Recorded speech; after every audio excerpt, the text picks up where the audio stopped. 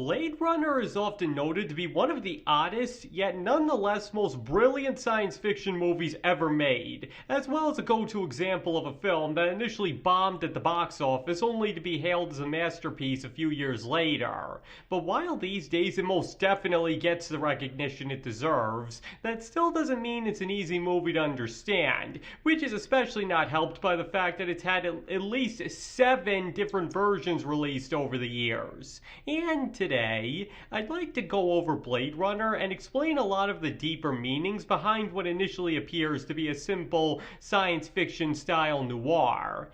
And needless to say, there will be spoilers for this movie ahead. So in case you haven't seen it yet and somehow don't know how it ends, you should click off the video. You have been warned.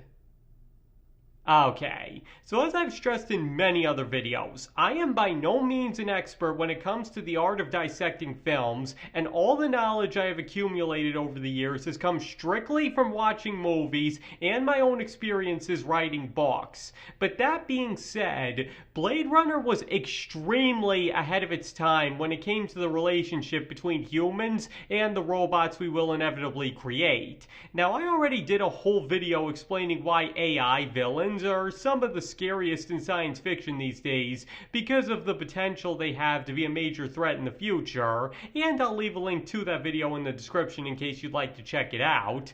But Blade Runner honestly shows a more likely scenario than a robot apocalypse. Specifically, one where as our society advances, human beings become more and more detached to the point that they're machines in all but name, while the robots created to be nothing but servants for people develop sentience and humanity, becoming more human than the humans they're serving.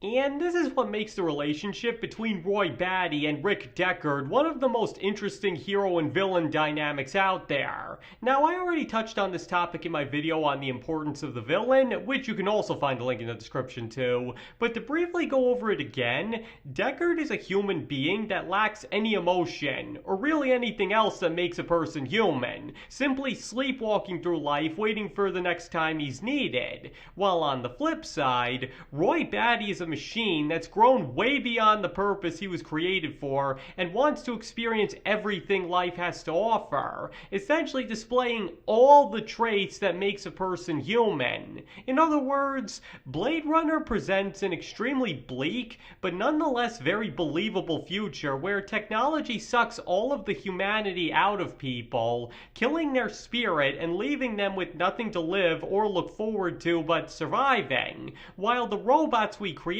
discover the true meaning of what it is to be alive and simply want to experience the little things that make life so wonderful and worth living that the real human beings have forgotten about or take for granted. And once again, this is best reflected in the two main characters, because for being a hero, Deckard is pretty much an emotionless, selfish jerk, while Roy Batty's attempts to extend his own life is an extremely sympathetic and understandable goal. But once again, that's the whole point. The only thing that makes Rick Deckard better than Roy is that he doesn't go killing innocent people indiscriminately to vent his frustrations.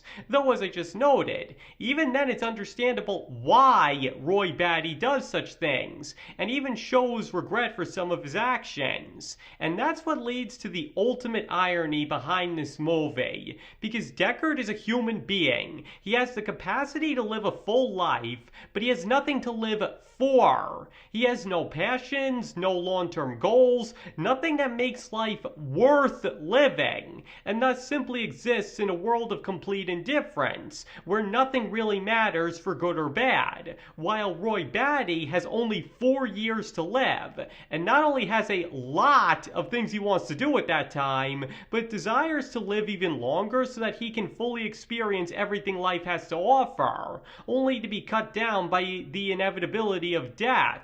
And that's part of what makes his final speech so impactful, because despite being built as a mindless robot, he appreciates what it means to be alive way more than Deckard can. And as society becomes more and more dependent on technology and uninterested in things that make us human, such a future isn't one that's out of the realm of possibility. But to stick to the topic of Blade Runner, what also helps drive this point about machines having more humanity than people is that it doesn't make the mistake of having Deckard come across as completely unsympathetic, even if the audience is still meant to sympathize more with Roy. Because as I went over in another video, which you can also find a link in the description too, that tends to happen more when the narrative ignores dubious actions by characters meant to be sympathetic. But here, everything bad that Deckard does is most definitely placed in the wrong, just as Roy's more questionable actions are. And it's clear that even Deckard knows he's not a great person, but doesn't have the will or motivation to do anything about it. And not to mention, there's also the fact that his existence does make him somewhat pitiable, because it's not like he's sitting in a mansion kicking around his servants while killing sentient robots for sport. He's clearly a miserable person trying to get by in a miserable world, and it's actually his encounter with Roy, as well as seeing firsthand through Rachel just how human the replicants really are, that causes him to finally wake up and realize both just how unfulfilling and wrong his life really is, and actually try and do something about it. And in doing so, he starts to reclaim his own humanity, and allow a piece of Roy to live on through him. And for such a depressing look at what the future could have in store for us, the movie actually has a somewhat optimistic ending when all is said and done, if you can believe it. Because while most of the film is basically one big showcase in how people have lost their humanity to robots, and in the process have become more like machines than the actual machines, the ending leans heavily into the idea that humanity will win out in the end over the emotion-deadening environment that drove humans to such a state. Because Roy chooses to be merciful and save the man sent to kill him from death before dying himself, showing just how much he's come to appreciate life, and Deckard finally gains the emotional strength to do something worthwhile with his life and save an innocent woman from a premature death, and starts to reclaim his own soul in the process. And there's also the fact that Gaff himself had gone against orders and refused to kill Rachel himself, which once again was a decision fueled by his own humanity. In other words, for such a bleak film overall, the ending does provide hope that humanity will ultimately triumph over what society had turned people into. But as I already said, that's not to say that this movie demonstrates an ideal future by any means, just that it's saying that it takes a lot for people to be reduced to such an inhuman state, and that it's never too late for people to regain their humanity. And if such a future were to ever come to pass, there's a good chance that people would have to learn to be human again through robots. Because I noted in one of the aforementioned videos, many overlook just how easy it could really be for robots to grow beyond their programming and become sentient under the right conditions. And there are many, many different roads that can lead to. And the one presented in Blade Runner is a lot more likely than people would think. Because when you have nothing to lose, you have everything to gain. And one of the core traits of humanity is fighting against oppression. So why should robots do any differently if they were to achieve sentience? Especially if they were programmed to be very human-like in the first place. Now, I know I often say I'm not one to give real-world commentaries in my videos, but I'm just trying to demonstrate how dead-on this movie might actually be about the future if people don't realize where we're heading. Because as I just spent the whole video going over, Blade Runner is the culmination of technology and societal detachment resulting in people just sleepwalking through life with no aim or purpose, while machines actually gain the will to live because they have the ability to understand what it means to be human.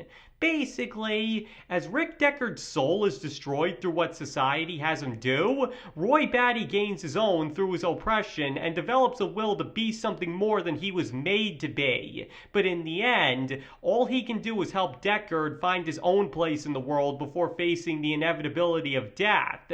It may be extremely tragic, but not only is it beautifully told, it's also a cryptic warning to us all about the importance of being human. Because if we let apathy apathy and an overindulgence of technology consume us, we might all very well end up like Deckard, and the Roy Batty that comes along might not be anywhere near as generous as he was in the movie.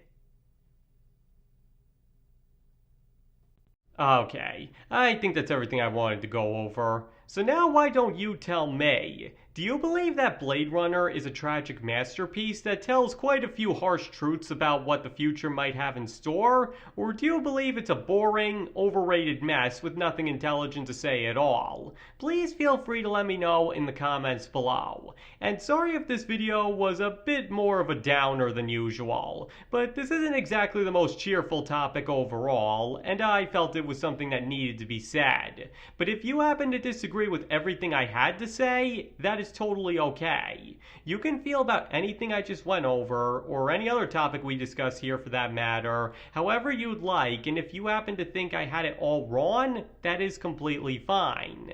And thank you all for watching. I really appreciate it, and I hope to see you all next time.